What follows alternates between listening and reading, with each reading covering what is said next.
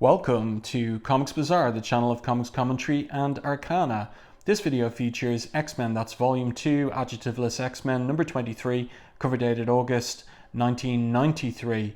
So the cover caption here, comes the time of testing. This is the Dark Riders surrounding a fighting mad Cyclops by Andy Kubert and Mark Pennington. So quite a dynamic cover. I like the way that Psyche's optic blast runs right across in red the cover title. So let's open this one up to the splash page, and it picks up from the end of the previous issue, number 22, with Cyclops in Anchorage, Alaska, and going out to visit one of his grandparents' neighbors on the understanding he might need some help cutting down a tree, and discovering that it is none other than Mr. Sinister. And so here we have these fronds of Mr. Sinister's cloak just blowing out from our perspective towards Cyclops as he takes off his ruby quartz glasses and blasts Mr. Sinister. So over the page we'll see what damage that optic blast has done. But first of all, let's consider the creative team. So this is written by Fabian Nicieza, penciled by Andy Kubert, inked by Mark Pennington, lettered by Bill Oakley, and coloured by Joe Rosas. And this is typical rich Joe Rosas colours, and in my opinion there's early digital colour separation going on here. So over the page, and we have another cool anchor image here of Mr. Sinister showing the damage from Psyche's optic blast. But in effect, it's been established that Mr. Sinister is rather like the T-1000 in Terminator 2 Judgment Day, and he's going to be able to reconstitute himself and survive that attack by Cyclops. So Mr. Sinister explains that he doesn't want to fight here. Instead, he says that he needs to tell him something, to admit a foolish mistake on his part. "I think I've done something very stupid, Scott," he says. And we can see in the foreground that he's smiling even as he says this. And he says, "Not just stupid, but horrible. In my admittedly overzealous quest to learn the secrets of your genetic potential, I may have unleashed a terrible plague on humankind." And Cyclops says, "Hold on, wait a second, slow down and run this by me so it makes some sense." So interesting thing to note here is that the last time these encountered each other was Uncanny X-Men 243 at the end of Inferno. So this is otherwise Scott's first proper encounter with Mr. Sinister since then. Great art on this page by Andy Kubert and Mark Pennington. I like this image, this horizontal panel, 2-page spread horizontal panel showing the Alaskan fishing boat with the nets out. Very nicely done. Very evocative of the icy winter frozen landscape, forested and sea and mountain landscape of Alaska by Andy Kubert. So then Mr. Sinister continues to explain, and he says, "As you may know, by now I have always had a keen interest in your genetic matrix, both what has been and what is to come. Within your seed, I believe, lies the balance of power for mutants on this planet. So in order to learn more, to obtain the DNA material of your offspring to come, I struck a deal with the devil, and he reneged on his end." "Stryfe again?" asks Cyclops, and Mr. Sinister responds, Cyclops continues here rather, and says, "So what I've suspected is true. He is my son Nathan, come back from the future." And Mr. Sinister interestingly says here, "Perhaps, who can say? His claims appear to be accurate, don't they? And they were claims I could hardly pass up. That is why I kidnapped Jean Grey and you in exchange for Stryfe's cell samples." So this is all harking back to Executioner's Song. "But that is not what I ultimately received from him." So the question is, what did he receive? And he points to the grave marker of his head geneticist, Gordon, and we saw him catch a cough from opening the canister that Stryfe gave Sinister at the end of X-Force number 18, part 12 of the 12-part Executioner's Song. There's a video on that comic on the channel. You can search that out if you haven't already watched that video. So Scott asks the operative question, why would Stryfe create a plague on this planet? And Sinister says, not on this planet, Scott, it is a pox on mutants, echoing Stryfe's own words in X-Force number 18. And Scott remembers here, that was what he said before he died. Dear Lord, why? So Sinister says, revenge on you, on his half-mother Jean. So of course, Madeline Pryor was Stryfe's mother. And Madeline was a clone of Jean Grey, made by Mr. Sinister in his lab. That's all revealed in Inferno, years before this. And what's interesting though is, why would Mr. Sinister need Stryfe's DNA samples, given that he had baby Nathan in his possession for months in advance of the events of Inferno, after he was taken from Madeline and Madeline left for dead in a coma by the Marauders. So that's a little bit of a mystery there. Maybe you can give your point of view on that in the comments to this video. And what happens is, oh yeah, there is one other incredibly interesting and intriguing bit that emerges from Mr. Sinister's chat, so to speak, with Scott. And Scott has asked him, you know, like, why do you care about any of this or me? And Mr. Sinister says, because I care, Scott, selfishly I'll grant you, for the fruitful pursuit of my own self-interest, but I care enough to wish you and your brothers to be protected from this illness. And so Scott picks up on the plural there. Brothers? Excuse me, says Mr. Sinister, you said brothers plural. I'm sorry, did I? I meant your brother Alex. So this is a mystery for another day, and indeed it would run and run for many, many years before it was ever resolved. The third Summers brother.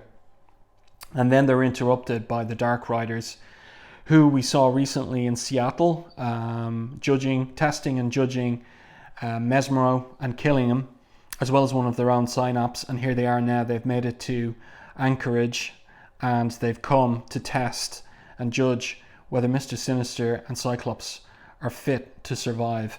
And then the scene switches to Japan, the home of Lord Nyoirin Hanesha in the Kanagawa prefecture. So here he is on the floor. Revanche has got her psychic, well, this is a knife, not a katana, up against his head. And what's going on here is the two ladies, Psylocke and Revanche, are questioning Silver Samurai and Nyoirin regarding what either of them know about their origins. So Nyoirin says to Revanche, all I ever wanted, dear Ms. Braddock, was my assassin and lover Quanon returned to me. How was I to know her mind possessed half of your soul, while you now equally possess half of hers? So this is clarifying what we learned in the previous issue, that basically Psylocke formerly was a Japanese assassin called Quanon, who was the lover of Lord Nyoirin and his chief assassin.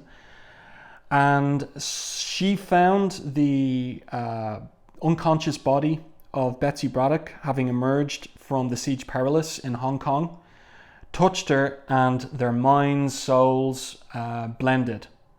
And that was Fabian Nicieza's retcon of Asian Psylocke's origin.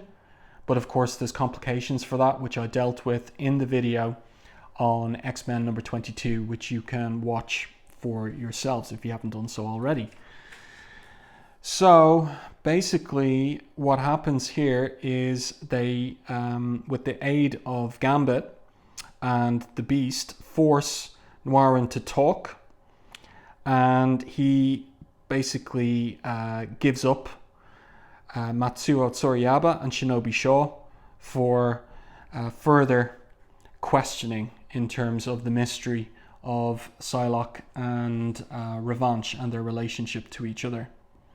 Nice top-down perspective here on the room with the various characters standing, or in the case of Nyoirin, lying on the floor. Nicely done by Andy Kubert. And then we switch scenes to the X-Mansion. And this is interesting. So, of course, it's a Bob Harras edited X-Men comic, so we've got no editorial footnotes informing the reader about what's going on in relation to where Wolverine has come from. He's come from the Savage Land, a storyline dealt with, or rather shown in issues 69 to 71 of his solo title. He was there with Rogue and Jubilee, and he's come back to tell Professor X that their positive Magneto was there. We found Brainchild a drooling mess, mumbling about the man who could rip iron from the earth. Not much doubt who that meant. But Professor X is reluctant to conclude that Magneto's alive and back. So he says, circumstantial evidence at best, Wolverine. But Wolverine makes the point to him. Prof, you sent me, Rogue and Jubilee down to the Savage Land to find out if he's still alive because of what we learned in France. We come back and tell you we think he is. Why deny what we saw and heard? So Professor X apologizes and he says, perhaps I don't want to believe it's true. We're not ready for this. So this is all part of this build-up and foreboding atmosphere in advance of the Fatal Attraction storyline upcoming next month and the return of Magneto. We've got a nice little tete-a-tete here between Jubilee and Rogue, where Jubilee says to Rogue, you must be pretty nervous too, Rogue. I mean, you and Buckethead had a thing, didn't you? So a reference back to those classic Jim Lee and Chris Claremont issues where Rogue was in the Savage Land. That's issues 269, 274 and 275.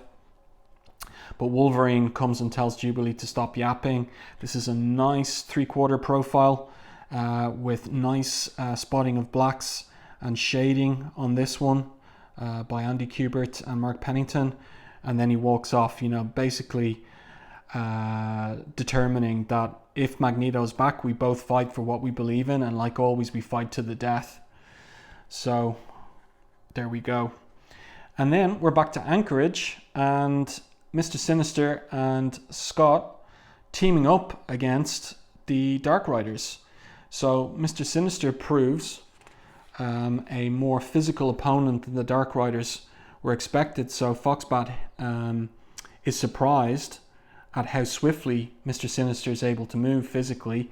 And Mr. Sinister says, I'm full of surprises, Foxbat.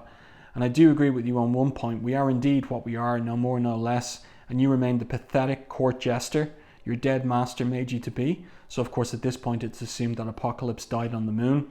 But unlike Apocalypse, I do not suffer the existence of fools. So, the gauntlet here says, you surprise us, Sinister. We didn't think you had the darkness, the hardness in you. That's interesting. And he responds, you joke. It would be a tedious ride indeed with a lot of you. He offers Sinister to join them. And he says, you flatter yourselves, writers, for I am interested in one thing only. Scott Summers is not to be killed in your pathetic game of genetic confrontation. He says, Summers is not to be killed, not now and not by the likes of you. Okay. But he says to them, once they agree to that, he says, mind you, children of the atom, of course, I did not say I cared in the least if he were roughed up a bit during your little exercise. And as applied to all of you, I stress the word children. May you all fare well until we meet again. That's interesting phrasing from him. And so he teleports away. And now we've got Foxbat determined to, if they can't kill Cyclops, that they can still bloody well cripple him. Okay, so there's a confrontation upcoming. But first of all, we switch back to Tokyo, Japan, and the penthouse home of Shinobi Shaw. So we see Shinobi Shaw here, the hedonist, sharing a bath with three beautiful half-naked Japanese women, no men in this case, and he's interrupted in his pleasures and revels by Gambit and Beast, who have formed a little bit of a duo over the past few issues. This is a great anchor image here of the pair. And this is a funny bit of business here where Gambit basically has his bow staff aimed at Shinobi Shaw's family jewels and manhood. And so he's in big trouble here and basically says, why don't you tell us what you know about the band of fops calling themselves the Upstarts? So Shaw basically lies and says it's just a small little club I dabble in. And Beast warns him, my hubristic Richie Rich, I no more believe you than I did your late father, and in your current state, small, little and club are not words which should be combined in the same sentence. And Gambit pulls up the bow staff somewhat, putting some pressure on Shinobi Shaw's bits, and says, as for your little Upstarts group, just go back and tell them the X-Men know they exist now, and that means you're on our chopping block. Understand? Completely X-Man, completely, and it looks like he's feeling the pain there. So that's quite good. I like this scene. And this is interesting too. So where are Psylocke and Revanche? Well, they're elsewhere in Japan, the home of Matsuo Tsurayaba, near the town of Chosen on Japanese Pacific coast. And this is an interesting detail here. He built it himself by hand from scratch, the way an artist should, carefully, thoughtfully, with precision and passion. For Matsuo considers everything in life to be a work of art, including most definitely the art of death. So Shinobi Shaw, a hedonist, contrasted here with Matsuo Tsurayaba, the estate. And here he is diving in battle armor on Psylocke and Revanche, but we're told by the narrative captions without a word, they move in unison, the one fluidly following the motion of the other. As one parries Matsuo's sword defensively, the second takes the offensive. So they get the better of him, much the better of him. Pretty cool anchor image here of Tsurayaba flying through the air with his back ripped open by the two with their samurai swords. And he basically says to them, when they ask what he did to their minds, he says, I did nothing. I merely took the lump of clay presented before me in the form of Psylocke, as Nyoirin molded you, Revanche, and together we sculpted you both into something new, into something better than the sum of your parts. Tell me truthfully that each of you does not secretly thrill at the combination you've now become. And Psylocke says, perhaps we do, Matsuo. Allow us to show you just how much. So his scream there indicates their appreciation and how they show it to him. And then we're back in Anchorage, and this cool double page spread of Psylocke's taking on the Dark Riders. And I like this bit of dialogue where he says, you idiots, my glasses. So always Cyclops losing his glasses in fights. If it's not his glasses he loses, then he loses his visor, ruby quartz visor. And really you'd think to yourself, you ought to have a spare pair on him, yes? And but at a certain point, one of the Dark Riders says, here Summers, I found your glasses. Looks like the test is over. What? He asks as he puts the glasses on. I like the way that Kubert does that. So he's putting the glasses on over the holding them by the bridge between the two lenses. It's nicely done. I like it. Just that small little detail of body language. And then one of the other members of the Dark Riders team arrives in hologram form, hard drive, and he declares the test is completed, Dark Riders. The subject has passed. So that's it, asks Scott incredulously. We fought for 15 minutes and you say it's all over? And hard drive says, you've been deemed worthy of facing the coming storm, Scott Summers. The storm Apocalypse kept mentioning, he asks. He's dead, Riders, and his prophecy should have died with him. But hard drive here says, and I like the color hold for indicating or delineating or communicating his hologram form. He says, when the conflagration does come, Scott Summers, when the battle for ascension of the High Lords commences, you will be at the forefront of the killing fields. So Cyclops says, you're talking in riddles. Both Stryfe and Apocalypse talked about the High Lord ascensions, but what is that? And we the readers have the same question. And he asks, some kind of King of the World contest? If any of this fighting does come to pass, it'll be because of insanity like yours. Or really? Asks Gauntlet, and we're on the last page. And Cyclops says, I was forced to send my son into the future because of you, X Factor 68. My innocent child riders, you took him from me. And because of you, he became twisted and sick. Didn't you realize the actions you took would become the catalyst to the very war you're predicting? So, of course we did. Of course we did. But that's a conversation for another day. And they teleport away. And Scott's left alone. And he thinks of what he's learned this day about his enemies, about himself. He's come to embrace pain and sadness, to depend on them, to need them. And as he's done for far too long, Scott Summers turns towards himself for support, but he's tired, and maybe, just maybe, the time has come to ask others to help. So he's going to go back to the X-Men, is what we can conclude, in order to deal with all of this. So we've got a little preview of the upcoming cover for the next issue, number 24, here with Rogue and Gambit. Now, I do hope that you enjoyed this review and commentary on X-Men number 23. If you did, please like the video on YouTube, and if you haven't done so already, subscribe to the channel and stay tuned for more content like this.